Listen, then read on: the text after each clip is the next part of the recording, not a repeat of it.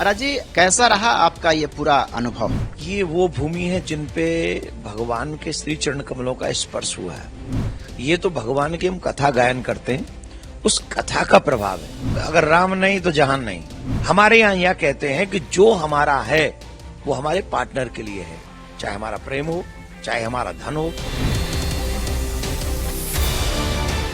नमस्कार, स्वागत है आप सबका एएमबी नेटवर्क पर और मैं हूं आपके साथ जितेंद्र प्रताप सिंह।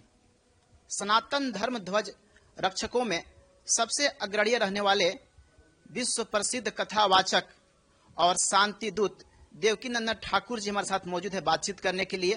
महाराज जी, आपका एएमबी नेटवर्क पर स्वागत है। बहुत बहुत धन्यवाद एएमबी नेटवर्क का और आपका भी। महाराज जी, आप जो है लगातार यहाँ पर 14 जनवरी से 23 जनवरी तक आप राम कथा किए, प्राण प्रतिष्ठा कार्यक्रम में भी शामिल हुए। कैसा रहा आपका ये पूरा अनुभव? देखिए, ये जो अयोध्या है, ये जो अयोध्या की पावन भूमि है, इसमें एक अलग एनर्जी है। चाहे वो मथुरा हो, चाहे वो वृंदावन हो, चाहे वो अयोध्या हो, काशी हो, प्रयागराज हो, हरिद्वार हो, केदारनाथ, बद्रीनाथ, ये वो भूमि है जिन पे भगवान के श्री चरण कमलों का स्पर्श हुआ है। और इस पावन भूमि पर अयोध्या धाम में एक से एक संत भक्त वृंद जो महात्मा है, उनका पावन सानिध्य और तप इस पृथ्वी पे, इस भूमि पर मौजूद है। यहां इस समय रामोत्सव में उत्तर प्रदेश सरकार के द्वारा हमको बुलाया गया कि यहां आप राम कथा करें। और मैं धन्यवाद देना चाहूंगा योगी जी को, उत्तर प्रदेश सरकार को, सांस्कृतिक विभाग को, उस विभाग के मंत्री जी को, जिन्होंने मुझे ये स्वर्णिम अवसर प्रदान किया कि मैं यहां कथा कर सकूं। इस कथा के समय जो मैंने संतों में राम के प्रति निष्ठा देखी है, राम कथा के प्रति निष्ठा देखी है, क्योंकि हम तीर्थों में जाते हैं, वहां के लोगों से मिलते हैं, तो हमें सब थोड़ा बहुत समझ में आता है ठाकुर जी कृपा से। यहाँ के संतों में जो कथा के प्रति अटैचमेंट है, जो प्रेम है, वो अद्भुत है। यहाँ के संतों के पधारने के कारण मैं कथा कह पाया और मुझे नए नए भाव भगवान श्री राम ने दिए, जो भाव मैंने कहीं पढ़े नहीं, कहीं सुने नहीं। उन भावों को भी मैंने कथा के माध्यम से व्यासपीठ से कहलवा लिया। वो सानिध्य का प्रभाव है, वो इस भूमि का प्रभाव है। और यहाँ पर तो बहुत सुंदर भूमि है, तो इस भूमि का असर है। तो यहाँ आकर बहुत बहुत अच्छा लगा। इस स्वर्णिम समय का एक हिस्सा हम भी रहे, ये सौभाग्य हमारा। महाराज जी, आपका अगला कथा जो है वो 24 जनवरी से शुरू हो रहा है लखनऊ में, जो कि 1 फरवरी तक चलेगा। और इस कथा का खुद आयोजन जो है उत्तर प्रदेश सरकार के जो संस्कृति विभाग है उसके तरफ से करवाया जा रहा है, और खुद उत्तर प्रदेश सरकार के तरफ से आपको निमंत्रण मिला है। तो ये कितनी बड़ी जो है उपलब्धि मानते हैं आप इसे? नहीं, वही मैंने कहा कि जो सांस्कृतिक विभाग की जो कथा थी वो 14 तारीख से लेकर 15 तारीख से लेकर 23 तारीख तक थी, जो अयोध्या में हमने की। और जो हम जा रहे हैं लक्ष्मणपुर लखनऊ में जो कथा है वो उत्तर प्रदेश सरकार के उप मुख्यमंत्री श्री ब्रजेश पाठक जी करा रहे हैं। उपलब्धता तो इस बात, सरकार ने हमें कथा के लिए बुलाया, ये एक अलग विषय है। उप मुख्यमंत्री हमें कथा के लिए बुला रहे हैं, वो एक अलग विषय है। सबसे बड़ी बात यह है कि राम प्राकट्य के समय हमें यह अवसर मिला। 22 जनवरी को हम कथा सुना रहे हैं, ये सबसे बड़ी बात है। अयोध्या धाम में सुना रहे हैं, हम उसका हिस्सा है, ये बड़ी बात है। तो अभी मैं 24 से कथा करूंगा डीएवी कॉलेज में लखनऊ में, और 1 बजे से कथा का समय रहेगा। तो मैं सभी सनातनियों को भी ये कहूंगा कि आप सब बच्चों के साथ आइए, अपने परिवार के संग आइए। आपके बच्चे अगर बचपन से नहीं सीखेंगे परंपराओं को, आप बड़े होकर नहीं पढ़ा सकते उन्हें, आप जबरदस्ती नहीं कर सकते उनसे। आज के बच्चे से आप जबरदस्ती नहीं कर सकते, तो प्यार के माध्यम से उनको समझाना है। तो अगर प्यार से समझाना है तो आप उस रास्तों पे लेके जाइए जहां से उन्हें सीखने को मिले। तो वो हम प्रयास करेंगे लखनऊ में 24 से लेके 1 फरवरी तक। जी महाराज जी, आप पूरी दुनिया में कथा करते हैं, अमेरिका, ब्रिटेन सहित संपूर्ण विश्व में बड़ी बड़ी हस्तियां आपके मंच पे आती हैं, आपसे आशीर्वाद लेती हैं, कितना ज्यादा प्राउड फील होता है आपको? नहीं, वो हमसे आशीर्वाद नहीं लेती हैं। देखिए, इसमें आप एक बात, ये व्यक्ति का अहंकार ही होगा। हमसे अगर आशीर्वाद लेना होता तो जब हम गांव में पड़े रहते थे तब कोई लेने आ जाता आशीर्वाद। ये हमसे आशीर्वाद नहीं लेने आते। ये तो भगवान की हम कथा गायन करते हैं, उस कथा का प्रभाव है, उस कृष्ण का प्रभाव ब्रिटेन है। में पियरे पोइलीवरे भी आपके मंच पर आए थे, वहां के लीडर ऑफ अपोजिशन है, प्रधानमंत्री के कद्दावर उम्मीदवार बन जाते हैं। यहाँ पर मैंने देखा कि जज साहब भी अभी आपके मंच पे आए हुए थे, तो क्या एक अलग अनुभूति आपको आप नहीं बात होती है कर इन रहे हैं हस्तियों से कनाडा मिलकर? की, जो अपोजिशन लीडर हैं कनाडा में, और वो जो कनाडा के अपोजिशन लीडर हैं वो साधारण, हाँ हाँ, वो कनाडा के हैं। कनाडा में भी, ब्रिटेन में भी, ब्रिटेन के काफी लोग हमारे कृष्ण भक्त हैं, जो कि गवर्नमेंट में, अभी तो हमारे सनातनी व्यक्ति की ही सरकार चल रही है वहां पर, है ना। तो जो भी आते हों, अभी जैसे जज साहब आए हैं, या कोई भी मंत्री भी आते हैं, या कोई भी आता है, या कोई फेमस व्यक्ति आता है, तो हम वही कह रहे हैं कि ये हमारे पास नहीं आते। ये जो भी लोग आते हैं, ये भगवान की कथा जो हम कहते हैं ना, उस कथा के प्रभाव से आते हैं। हमारा कोई प्रभाव नहीं है।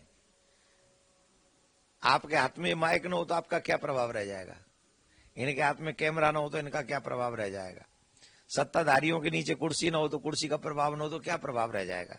वैसे ही हम जैसे लोगों में अगर कथा न हो, ठाकुर जी की शरणागति न हो, ठाकुर जी का भजन न हो, ठाकुर जी की कृपा न हो, तो हमारा प्रभाव वो कुप्रभाव में बदलेगा, सुप्रभाव में नहीं।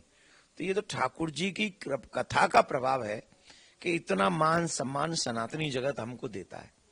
तो यही हम कहते भी हैं कि अगर आप सही रास्ते पे जाएंगे तो सम्मान तो यहां भी मिलेगा, आदर तो यहां भी मिलेगा, प्यार तो यहां भी मिलेगा, लेकिन वो रास्ता आपका, आप डिसाइड करेंगे कि कौन से रास्ते पे आपको जाना है।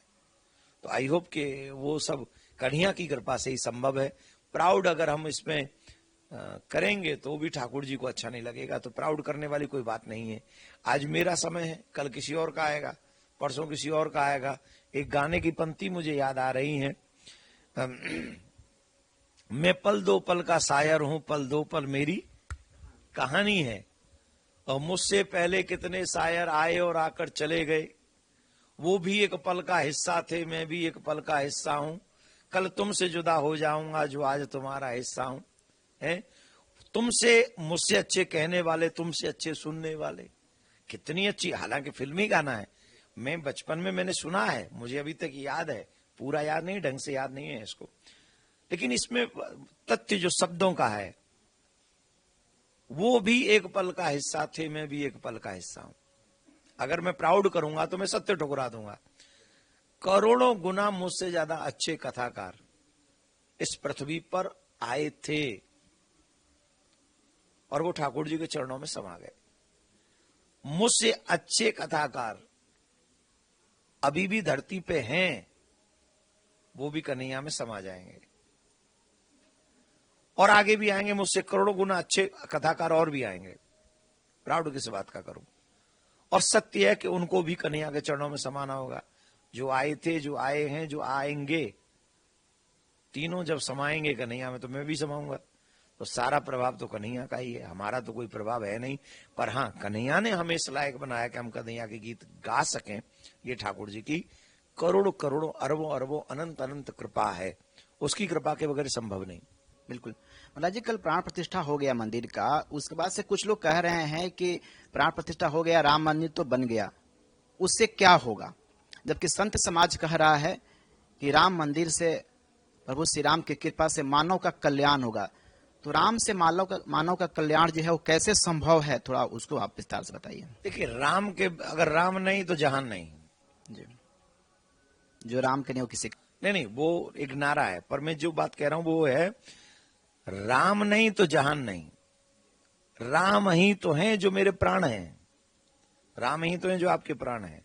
राम जन जन के प्राण हैं, उन प्राण के बिना शरीर का क्या करोगे आप? आज जितने भी रावण प्रवृत्ति के लोग हैं, उन्हीं के कारण वो दुखी हैं, उसी प्रवृत्ति के कारण उनका परिवार दुखी है, उनकी प्रवृत्ति के कारण ही समाज दुखी है, उनकी वाणी के द्वारा ही ये देश भी दुखी है। उनके व्यवहार से ही देश दुखी है। प्रवृत्ति किसकी है? रावण की। राम की प्रवृत्ति से कोई दुखी नहीं है। राम की प्रवृत्ति से कौन दुखी हो सकता है? राम ही है, राम के अलावा कुछ नहीं है। अब बताइए, हम लोग कहीं भी रास्ते में कोई भी गलत काम करते हैं तो समाज दुखी होगा कि नहीं? राम जी ने कहा सब, मंदिर क्या सिखाएगा? रामचरित क्या सिखाएगा? अच्छे अच्छे बेटे बनो। राम सिखाएंगे सत्य बोलो। राम सिखाएंगे रिश्वत मत लो। राम सिखाएंगे झूठ मत बोलो। राम सिखाएंगे अपने माँ बाप का विरोध मत करो। राम सिखाएंगे किसी पराई स्त्री पर दृष्टिपात मत करो। राम सिखाएंगे तुम चोरी मत करो। राम सिखाएंगे तुम स्मोक मत करो। राम सिखाएंगे तुम मदिरा मत पान करो। राम सिखाएंगे बड़ों का अपमान मत करो। राम सिखाएंगे विवाह से पहले चरित्रहीन मत बनो, और विवाह हो जाए तो एक नारी व्रत रखो। ये तो राम सिखाएंगे। और जिसके घर में ये गुण सीखने वाला बच्चा होगा उस घर का भला होगा कि बुरा होगा? बिल्कुल भला होगा। ये सिखाएंगे राम, ये सिखाएंगे राम। राम ये सिखाएंगे। और जो लोग ऐसी बातें कर रहे हैं वो ये सीखना नहीं चाहते। उनसे जाके पूछो अपनी माँ से कैसे बात करते हो, उनसे पूछो अपने पापा के तुम कैसे बात करते हो, उनके साथ व्यवहार क्या करते हो। उनसे पूछो शादी से पहले तुम्हारे कितने अफेयर थे, अभी शादी हो गई तो तुम कितने टिके हुए हो। पूछो उनसे स्मोक करते हो कि नहीं, जुआ खेलते हो कि नहीं, मदिरा पीते हो कि नहीं, दूसरों के घर से चोरी डकैती करते हो कि नहीं, दूसरों को ठगते हो कि नहीं। कंप्यूटर पे बैठ के रोज 2 का 4 होता है। रामायण पढ़ेंगे तो नहीं होगा। समझ रहे हैं ना? ये 2 का 4 जो कर रहे हैं ये रामायण को अपमानित इसीलिए कर रहे हैं। क्या सीखेंगे? राम से तो वो सीख सकते हो प्यारे जो तुम दुनिया में किसी से नहीं सीख सकते। इसीलिए राम मंदिर की जरूरत है कि आज आने वाला युग राम से सीखे, आने वाली पीढ़ी राम से सीखे कि वो राम क्या है जो आज भी पूजनीय है, और ये लोग कौन हैं जो 20 साल भी ढंग से जी नहीं पा रहे हैं। कल प्रधानमंत्री जी ने भी कहा था कि राम मंदिर निर्माण से राष्ट्र का निर्माण होगा। वही कुछ लोगों का कहना है कि प्रधानमंत्री जी इस देश के लोकतंत्र और संविधान का भगवाकरण कर रहे हैं इस तरीके के बयान दे करके। ये जो लोग हैं वो उन्होंने जब से देश आजाद हुआ है तब से उन्होंने कौन सा करण किया है देश का? कहां पहुंचा है देश को? ये जिनको हम मोदी जी की बात नहीं करते हम, 14 तक तो मोदी जी नहीं थे। उससे पहले कौन सा करण था? भगवा करण तो नहीं है था, मान लिया, लेकिन कौन सा करण था? तब हरा करण था, ग्रीन करण था। तो इस्लामिक करण किसने किया था? पाकिस्तान बांटने के बाद भी वक्फ बोर्ड भारत में किसने बनाया? किसने बनाया? इस देश ने तो मुस्लिम पक्ष को राष्ट्रपति भी बनाया, उपराष्ट्रपति भी बनाया, मंत्री कितने हैं, उसके बावजूद भी देश भगवाकरण से डर रहा है। क्या चाहते हो? इसे पाकिस्तान बनाना चाहते हो? आप चाहते हो पाकिस्तान बन जाए? कौन लोग चाहते हैं पाकिस्तान बन जाए? हिंदुस्तान है ना, तो हिंदुस्तान में भगवा ही पूजनीय है। तिरंगे में जो रंग है उसमें एक रंग भगवा भी है कि नहीं है? तो फिर उस रंग से क्यों नफरत है मुझे? कई लोगों ने तो ये भी कहते थे भगवा आतंकवाद, हिंदू आतंकवाद है। हिंदू आतंकवादी है? पूरी दुनिया में कहां कहां बम फोड़े जरा बताना हिंदुओं ने। और जिनका साथ वो खड़े रहते हैं, जहां भी बम फूटेगा उनका नाम आएगा।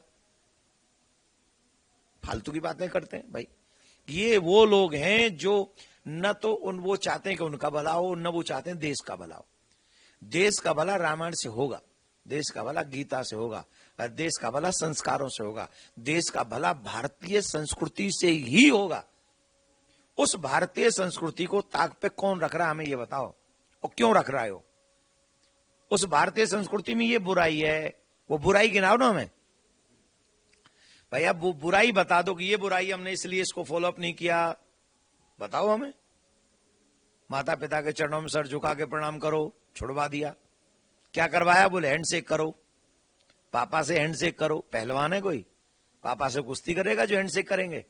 कौन है? पापा है। पापा में परमात्मा है, उसी के अंश हो तुम। Respect your parents. कहां है वो? हैंडशेक करवा रहे, पापा से हैंडशेक, दोस्तों से हैंडशेक, फलाने से हैंडशेक, और अब तो स्कूलों में हग भी करने लग गए। ये हमारी संस्कृति है क्या? अभी सभी डे की शुरुआत हो रही है। हग डे, किस डे, वैलेंटाइन डे की शुरुआत होने वाली है फरवरी से। अब जब इनकी ये जब डे की शुरुआत होगी, हमको एक बात बता दो, कोरोना आया था तब क्यों नहीं किया था हग डे? करते ना हग डे, तब डालते, जो जो डे आएंगे तब करते, क्यों नहीं किया कोरोना में? जिस भारतीय संस्कृति को फॉलो अप करके हम कोरोना में बचे हैं, उसी भारतीय संस्कृति को फॉलो अप करके हम जीवन में भी बच सकते हैं। ये हमारा कल्चर नहीं है। हग डे के, फ्लावर्स डे के, वैलेंटाइन डे, ये हमारा कल्चर नहीं है।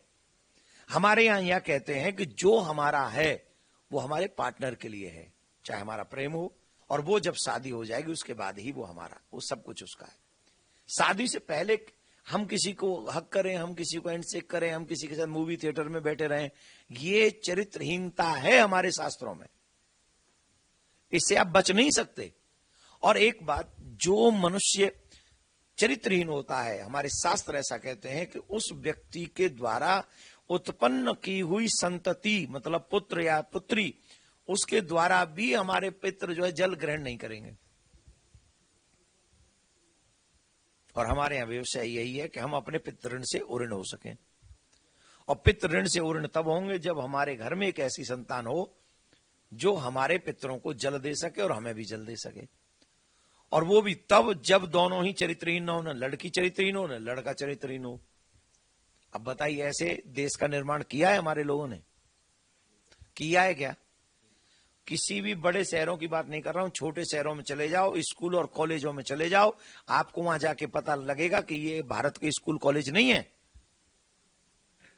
अरे छोटे छोटे बच्चों के मुंह पे सिगरेट रखी है, कॉलेजों में नशा कर रहे हैं बच्चे, ड्रग्स मिल रही है उन्हें वहां, और हमें सच्चाई से मुंह मोड़ना चाहते हैं। माय डियर, आंखों पे पट्टी बांध लेने से दुनिया अंधी नहीं होगी। ये लोग चाहते हैं कि दुनिया अंधी हो जाए। हमारे बच्चों का भविष्य दांव पर है। पंजाब जाके देख लो क्या हाल हो गया हमारे बच्चों का, और देख लो जाके इधर उधर यूनिवर्सिटियों में जाओ तो सही, जाके पता तो करो वहां हो क्या रहा है। ये सब दुख की बात है। आने वाले युवा पीढ़ी को नष्ट करने का विषय है, और ये बाहरी शक्तियों का इसमें हाथ है। और बाहरी शक्तियों का हम लोग धीरे धीरे हिस्सा बन रहे हैं, सिर्फ कुर्सी के कारण। एक दूसरे को गाली दे रहे हैं। अरे भाई, जिसका जो मौका मिल रहा है, जब जिसको मौका मिल रहा है, पहले आके तुम अपने देश के युवाओं को बचाओ। मेरे देश के युवाओं को नशा मुक्त करो, संस्कारवान बनाओ, उन्हें घर में चरित्रवान बनाओ, जिससे उनका और उनके पूर्वजों का, पितरों का कल्याण हो सके। ये काम करने की जिम्मेदारी कुर्सी पे बैठे हुए लोगों की है। मैं और आप तो सिर्फ चर्चा कर सकते हैं, कुर्सी पे बैठे हुए लोग ऐसा भारत का निर्माण करेंगे। इसलिए राम मंदिर का निर्माण हो रहा है कि राम को जाने युवा बच्चे। और राम की सबसे बड़ी विशेषता है, एक पत्नी को छोड़कर दूसरी तरफ नजर नहीं उठाई। एक और विशेषता है, विवाह से पहले किसी से प्रेम नहीं किया। आज की युवाओं में है ये विशेषता, ढूंढेंगे आप। मां बाप से रात दिन झूठ बोलते हैं हम लोग, सिर्फ किसके लिए? अपनी इच्छाओं के लिए। इच्छाएं कौन कौन सी हो सकती हैं, आप सब जानते हैं। जी, आपने विदेशी शक्तियों की बात की, तो कल के जो ऐतिहासिक घटनाक्रम जो पूरे विश्व ने देखा राम मंदिर प्राण प्रतिष्ठा को लेकर के, उन्हीं विदेशी शक्तियों ने कहा है कि भारत अब जो है रिपब्लिक ऑफ इंडिया नहीं रहा, बल्कि अब रिपब्लिक ऑफ हिंदू राष्ट्र बन रहा है। और अमेरिका के एक प्रसिद्ध अखबार ने इसके हेडलाइंस के साथ जो है छापा है। वो कह रहे हैं कि भारत अब हिंदू राष्ट्र की तरफ बढ़ रहा है और रिपब्लिक ऑफ हिंदू राष्ट्र होगा, न कि जो है रिपब्लिक ऑफ इंडिया होगा। हम तो इंडिया कभी थे ही नहीं, हमें इंडिया बनाने में ही चाल है। हमें जो इंडिया बना के, हम काय के इंडिया हैं भाई? हम काय के इंडिया हैं? हम किसके लिए इंडिया हैं? हम तो इंडिया नहीं है, हम तो भारतीय हैं। हम तो भारतीय ही हैं। ये भारत कोई साधारण तो नहीं। जम्बूद्वीपे भारत खंडे आर्यावर्ते, ये क्या है? भारतवर्षे, जम्बूद्वीपे भारत खंडे आर्यावर्ते भारतवर्षे, ये हमारे संकल्प में आता है। भारतवर्ष है ये। हमारे राजाओं ने, हमारे इतिहास में भरत राजा हुए, उनके नाम पे इस देश का नाम भारत पड़ा है। तो इंडिया कौन रख के चला गया था बीच में? राइट, तो इन विदेशी शक्तियों को इस राम राज्य से किस बात का डर है? क्या उनको लगता है कि जो क्रिश्चियनिटी कन्वर्जन का उनका जो पूरा मुहिम चल रहा है वो रुक जाएगा? भारत का जो इस्लामीकरण का जो गजवाए हिंद का जो उनका एजेंडा है उस पर लगाम लगेगा? क्या शायद इससे डरे हुए हैं इसलिए इस तरह के सवाल कर रहे हैं वो लोग? एक बात बताइए, हमारे पास जो सबसे बड़ी पावर है ना, वो है आध्यात्मिक पावर। हम पैसे में बलवान नहीं है, हम तलवार में बलवान नहीं है, हम कोई अस्त्र शस्त्र वाले नहीं है, हम तो अध्यात्म वाले हैं। और इसीलिए हम गुरु हैं, इसीलिए हम विश्व के गुरु हैं। तभी तो जीसस भी यहां आते हैं भारत में। जीसस भारत में आते हैं, ज्ञान लेते हैं, शंकराचार्यों की मठों में रहते हैं जीसस, जिनके लिए वो अपने आप। और हम तो ये कहेंगे, राम मंदिर का निर्माण के लिए अगर कोई पेपर ऐसा लिख रहा है, चाहे कहीं भी लिख रहा है, तो इसमें कभी भी सोचना नहीं चाहिए, तो सम्मान की बात है। जिस संस्कृति को हम भूल गए थे, जिसके कारण ये लोग कहते थे ये सोने की चिड़िया है, जिसके कारण भारत पे लोग आते थे कि हम कुछ सीख के आए। आजादी के बाद कितने लोग आए हमारे यहां? आजादी के बाद हमारे भारत की 25-30 साल, मैं कहूंगा कि 10-15 साल पहले चले जाएं, क्या लोग कहते थे? भारत गरीब देश है, भारत कमजोर देश है, सांप सपेरों का देश है, हैं? सांप सपेरों का देश है। सांप सपेरों का देश है, ये बोलते थे हमारे भारत। अब क्यों कह रहे हैं ये हिंदू राष्ट्र भगवा बनने जा रहा है? कैसे कह रहे हो भाई? कहां से आ रही है हिम्मत तुम में? क्या देख रहे हो? कितने देश तो ये कह रहे हैं कि भारत प्रकृति के रास्ते पे है, आने वाले समय में तीसरी शक्ति बनेगा। कौन कह रहा है? ये भी तो बाहर के लोग कह रहे हैं, और भारत के लोग कह रहे हैं। और भारत के लोग जब आगे बढ़ेंगे, मैं विश्वास से कहता हूं, पूरा विश्व का मानव जाति आगे बढ़ेगा। अगर भारत पीछे रह गया, तभी ये पूरे विश्व की दुर्दशा है। ये जो पूरे विश्व में दयनीय, क्या बिल्डिंग बनाने से विकास होता है क्या? बिल्डिंगों में, इन कितनी बिल्डिंगों में कुत्ते रहते हैं। बिल्डिंग बनाने से विकास नहीं होता, सड़क बनाने से विकास नहीं होता, मेंटली स्टेटस डेवलप करने से विकास होता है। और वो मेंटली स्टेटस कहां है? शराब में, जुआ में, छोरियों में, छोरों में, फिल्मी थिएटरों में। मम्मी पापा से नफरत करते हैं, बाहर जाके किसी को प्यार करते हैं। ये स्टेटस हमारे मेंटली डिस्टर्बेंस है कि नहीं? ये हमारा मेंटली डिस्टर्बेंस है। पूरे डिस्टर्ब हैं हम, यहां से खाली हैं, यहां से बोलते लंबी लंबी। जी, पिछले एक सप्ताह से शेयर मार्केट में लगातार बिकवाली थी, लगातार शेयर गिर रहे थे, लेकिन जब ही प्रभु श्री राम की प्राण प्रतिष्ठा हुई, आज अचानक से शेयर बाजार में उछाल देखने को मिल रहा है। और अब इंडियन स्टॉक मार्केट जो है, शेयर मार्केट जो है, वो दुनिया का सबसे चौथे लार्जेस्ट शेयर मार्केट जो है बन चुका है आज। ये तो प्रभु श्री राम की बहुत बड़ी कृपा कही जाएगी इसको भारतीय अर्थव्यवस्था पर। एएमबी नेटवर्क का बहुत बड़ा हाथ है इसमें, कि उन्होंने इतना ऊंचा उठा दिया। अब शेयर मार्केट वगैरह के विषय में तो हम कुछ जानते नहीं, उस विषय में तो हम, जिस विषय में हम जानते नहीं उस विषय में हम क्या बोले। आज लोगों में उत्साह देखा जा रहा है, मतलब इस उद्घाटन के बाद से, और लोग अब पैसे लगा रहे हैं कि लगता है कि भारत अब फिर से आगे बढ़ रहा है। आप एक बात समझ लीजिए, राम आएंगे, कल्याण साथ लाएंगे। जो राम का नहीं है, बाकी वो किसी काम का नहीं। जो राम का हो गया, उसका कल्याण हो गया। जिस धरती पे राम को आदर्श माना जाता है, अगर अब तक माना जाता, तो आज भी जितने कंट्रियों का आप नाम लेते वो हमारे पीछे चल रहे होते। आज भी दुर्भाग्य क्या हुआ, आजादी के बाद हमने राम को भुला दिया, इसलिए देश पीछे रह गया, इसलिए संस्कृति टूट रही। आपने कल दर्शन भी किया राम मंदिर में, तो आपने भी भगवान श्री राम से कुछ मांगा? मैंने मांगा, मथुरा का मंदिर मांगा, मैंने सभी सनातनियों का कल्याण मांगा, मैंने हर सनातनी के लिए माथा टेका। मैंने कहा जो जो सनातनी सच्चे सनातनी है, हे राम सबका भला करना, किसी के भी जीवन में ऐसा दुख न हो कि वो राम से दूर हो जाए। मैंने सबका कल्याण मांगा, और मैं दिल से कह रहा हूं, मैं कसम खा के कह सकता हूं, मैंने हर सनातनी का कल्याण मांगा। राम को प्रथम प्रणाम में सभी सनातनियों का कल्याण, और दूसरी चीज मांगी है मथुरा का मंदिर। जैसे तुम्हारा मंदिर बन गया है, वैसे कृष्ण मंदिर भी बनना चाहिए। ये भी मैंने राम जी से मांगा है, और कसम से मांगा है, और मुझे आशा है कि राम जी देंगे, पक्का देंगे। आप लगातार यहाँ पे कथा कर रहे थे, और अचानक से आप मंच पे भावुक भी हो गए थे, तो आप किन पलों को याद करके आपकी आंखों से आंसू आ गए थे।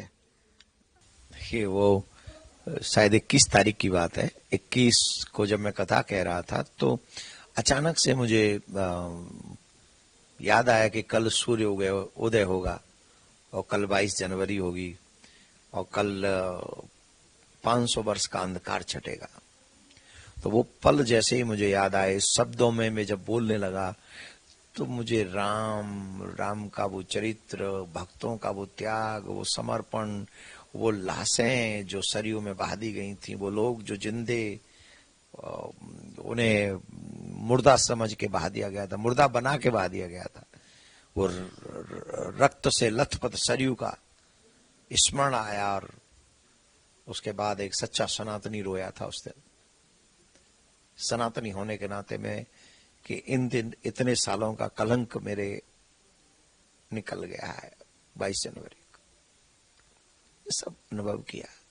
महाराज जी, कल इसी तरह एक भावुक पल जब प्राण प्रतिष्ठा चल रहा था तो उसके ठीक पहले देखने को मिला था, जहां पर साध्वी ऋतंभरा, उमा भारती, निरंजन ज्योति तीनों आपस गले लग करके उन्होंने फूट फूट करके खूब रोया था। क्योंकि वो उस लड़ाई में दोनों उमा भारती जी और साध्वी ऋतंभरा जी मेरे लिए आदरणीय है, इसलिए मैं नाम नहीं लेता हूं। उन दोनों ने सक्रिय रूप से उस आंदोलन में भूमिका निभाई है, साधारण नहीं है। उन्होंने सक्रिय रूप से वो भूमिका निभाई है। और जब आप किसी लड़ाई को लड़ते हैं, जब राम के लिए आप कुछ काम करते हैं, एक संस्कृति के लिए काम करते हैं, और जब वो फलीभूत होती है तो निश्चित वो बहुत विषय ऐसा होता है जिससे ये पल आ ही जाते हैं। मैं उतना, क्योंकि 92 की बात है तो मैं कितना रहा हूंगा उस समय, मेरी एज ही कितनी रही होगी, तो उस समय बहुत छोटा था। पर आज वो 2024 है तो अद्भुत है। महाराज जी, आपका एक और कथा शुरू हो रहा है 24 जनवरी से 1 फरवरी तक, और उसमें भी जो है हजारों की संख्या में लोग जो अभी से उत्साहित हैं कथा में शामिल होने के लिए, सुनने के लिए। और उस कथा का भी निमंत्रण खुद जो है संस्कृति विभाग उत्तर प्रदेश सरकार की तरफ से मिला है, और उत्तर प्रदेश के जो उप मुख्यमंत्री हैं ब्रजेश पाठक जी, वो उसमें मुख्य अतिथि होंगे। तो कितना भव्य रहने वाला है ये वाला कथा, और क्या कुछ इसकी पूरी योजना है? मैं लखनऊ, क्योंकि उत्तर प्रदेश की राजधानी है और वहां हर एक शहर का व्यक्ति आता है, तो वहां कथा कहने का इम्पैक्ट अलग होता है। तो हम जब वहां कथा कह रहे हैं, राम कथा ही कह रहे हैं, तो हमारा प्रयास ये है कि ज्यादा से ज्यादा युवा बच्चे राम कथा को सुने, तो हम उसमें ये बता सकें कि बच्चों को बचपन में क्या करना चाहिए, युवाओं को युवावस्था में क्या करना चाहिए, गृहस्थियों को गृहस्थ में रह के क्या करना चाहिए, और जब बुजुर्ग हो जाएं तब हमारी क्या भूमिका बन जाती है। तो वो रामचरितमानस, ऐसी कोई समस्या नहीं है रामायण में जिसका समाधान नहीं है। रामायण में हमारे जीवन में ऐसी कोई समस्या नहीं है जिसका समाधान रामायण में नहीं है। तो हर समस्या का समाधान रामायण है। अगर हम रामायण पढ़ेंगे, रामायण समझेंगे, रामायण सुनेंगे और वो दृष्टांतों के साथ सुनेंगे, तो निश्चित इसमें हम सबका कल्याण होगा। भगवान श्री राम आप सबका भी कल्याण। 1-2 सवाल आपसे और करके इसको समाप्त करेंगे, सिर्फ 1-2 सवाल और। कल जब योगी जी बोल रहे थे अपने संबोधन में प्राण प्रतिष्ठा के बाद, तो उन्होंने कहा था कि हमने जहां संकल्प लिया था मंदिर वहीं बना है। तो कुछ बाकी और भी संकल्प हैं क्या? अब वो भी संकल्प पूरा होने का समय आ गया है? मोदी जी ने एक और बात कही थी, मोदी जी ने भी एक बात कही थी। मोदी जी ने एक बात कही थी कि अयोध्या तो हो गया, अब आगे क्या? अब आगे क्या मतलब? अयोध्या वालों का काम हो गया, मथुरा वालों का काम अधूरा है, तो अब मथुरा की तरफ चलेंगे, वहां काम करेंगे। लास्ट सवाल, 2 फरवरी से आप एक यात्रा निकाल रहे हैं, तो उस पूरी यात्रा की क्या कुछ योजना है? कैसा यात्रा है? 2 फरवरी को ही एक ही दिन की यात्रा है जो लखनऊ से अयोध्या आएगी। राम जी का दर्शन करेंगे और राम जी से कुछ वार्तालाप करेंगे। 2 तारीख को, 2 फरवरी, एक ही दिन की, लखनऊ से आएंगे और यहाँ पहुंचेंगे। जय श्री राम। जी, एमडी नेटवर्क से बात करने के लिए आपका बहुत बहुत धन्यवाद। बहुत बहुत धन्यवाद एएमबी नेटवर्क का, और आपका भी बहुत बहुत धन्यवाद। तो ये थे हमारे साथ विश्व प्रसिद्ध कथावाचक देवकी नंदन ठाकुर जी, जिन्होंने एएमबी नेटवर्क से बेबाकी के साथ सभी प्रश्नों का जवाब दिया। आप हमारे साथ बने रहिए और देखते रहिए एएमबी नेटवर्क। नमस्कार।